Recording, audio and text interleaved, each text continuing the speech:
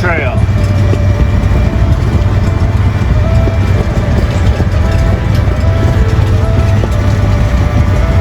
Big rock there.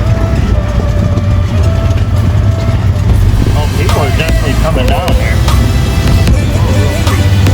Alright, stay two wheels on this side. Yep. Yep, just like that. Go easy.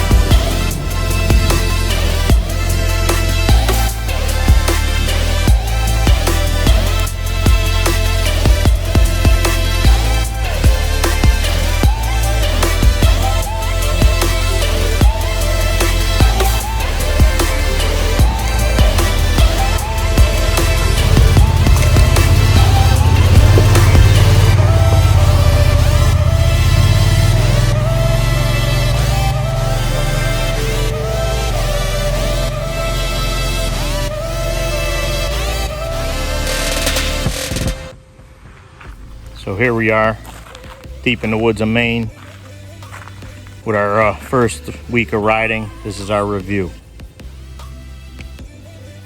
So this here, if you haven't known already, it's a 2021 special edition Pioneer 1000. So we brought this up to Maine. This is our break-in period. And we're giving it a mix of a bunch of different types of trails, which you'll see in the coming video. First initial impression, the first noticeable thing was the transmission. With 0 miles, that thing shifts so hard. I almost thought to myself, what the heck did I buy? But to be very honest, is as soon as we put about, I'd say about 40 or 50 miles on it, it really started to smooth out noticeably. And now we're up to about 150 miles. It's really, you don't even pay it any mind anymore. I am beyond my 100-mile service. We're going to be bringing it in.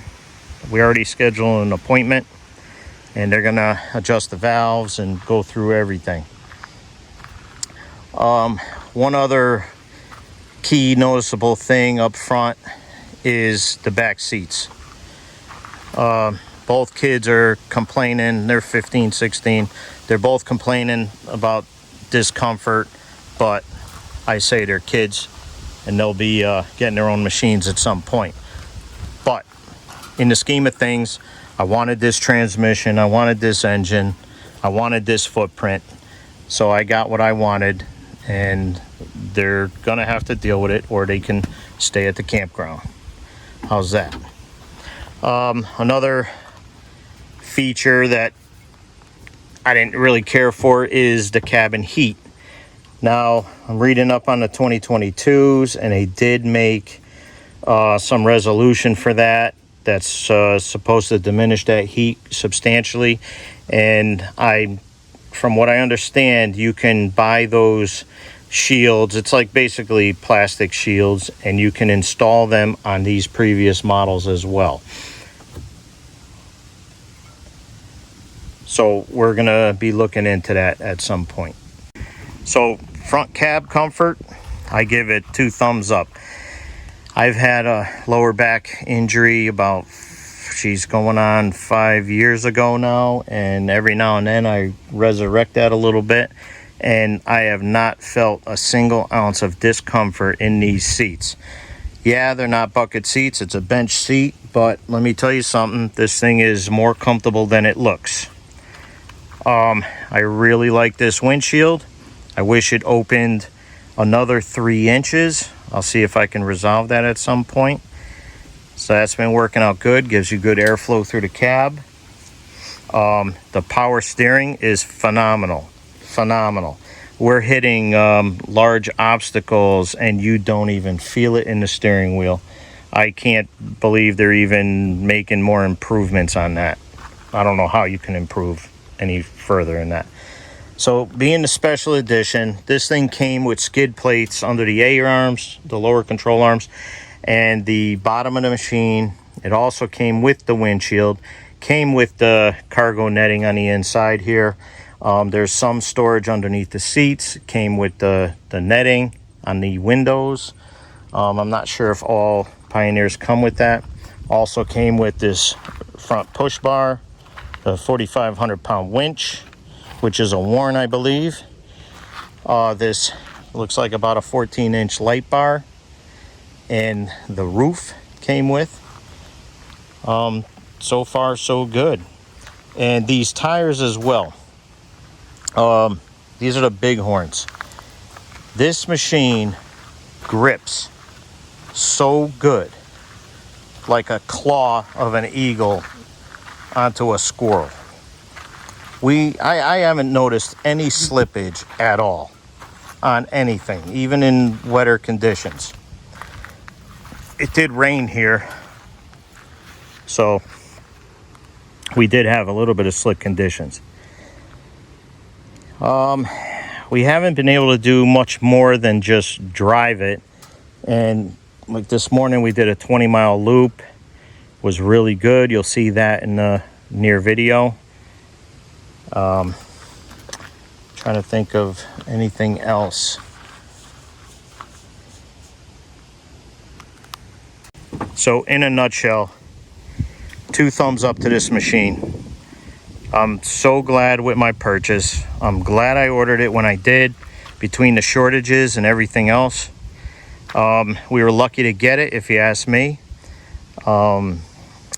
Glad I went with the special edition and not the deluxe or anything else, because I'd end up putting all these things that are on there. I'd be putting similar things on there.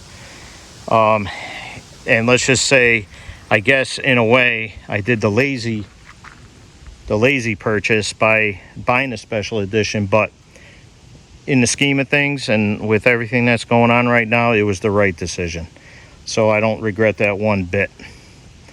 So you can just see I don't know if you saw it before, but you got the aluminum skid plates there, just to give you a visual. But that's it. So we're gonna get back on the trail and have some fun. Thanks for watching. So also, just talking about the controls for a second. This machine has the i4-wheel drive, the intelligent 4-wheel drive. And so far, I really like it. Again, it's like the Lazy Man 4-wheel drive. You don't have to keep stopping to put it in diff lock or anything like that. The 4-wheel drive acts as if it has a diff lock. It just distributes the power and traction where it needs to, and it's seamless. You don't even know what's going on. Now you have these light bar switches and all these accessory switches, which is well thought out. You have a battery output meter right here. You have your automatic manual transmission and sport. I tried the sport, and so far I think it's useless. It just keeps you in a higher gear, it seems, though. I'm not positive. I gotta research that a little bit more and try it. You have the hill start assist, works awesome. We've used that several times already. And then you have high beam, low beam, and obviously our light bar just below.